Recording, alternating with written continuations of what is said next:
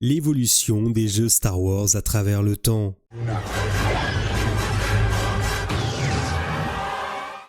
Pour beaucoup d'entre nous, Star Wars a bercé notre enfance, surtout avec la trilogie originale. Mais Star Wars, ce ne sont pas que des films, c'est aussi des livres, des séries et surtout des jeux vidéo. Et ces jeux sont là depuis très longtemps et leur évolution est juste folle. Le tout premier jeu Star Wars est sorti en 1982 sur Atari et il ressemblait à ça.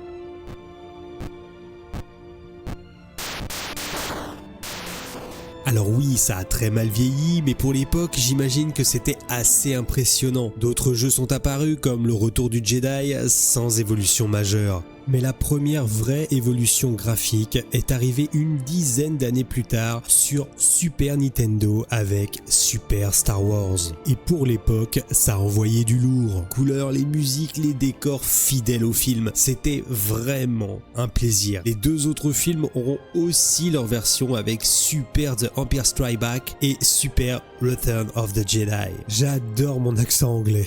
Entre-temps, le jeu X-Wing est sorti en 3D où on pouvait piloter des vaisseaux comme le X-Wing ou le A-Wing et d'autres. Il aura une suite un an plus tard avec TIE Fighter. En 1995, c'est l'arrivée du FPS avec Dark Force qui surfe totalement sur la vibes Doom. Et franchement, ce jeu est une réussite pour ma part en tout cas. Il aura une suite avec Jedi Knight Dark Force 2 un petit peu plus tard. Il y aura aussi des jeux comme Rebel Assault 1 et 2, mais ça je vous en parlerai dans une autre vidéo. Juste après sort une petite pépite, Star Wars Shadows of the Empire, inspiré du roman du même nom avec des graphismes pour l'époque magnifiques. Ensuite, on a eu plein d'autres titres comme le cultissime Star Wars Racer ou encore le jeu tiré du film La Menace Fantôme. Et là après, on arrive dans les années 2000, mais ça je vous en parle dans une partie 2 parce qu'il y a vraiment du bon mais aussi du n'importe quoi.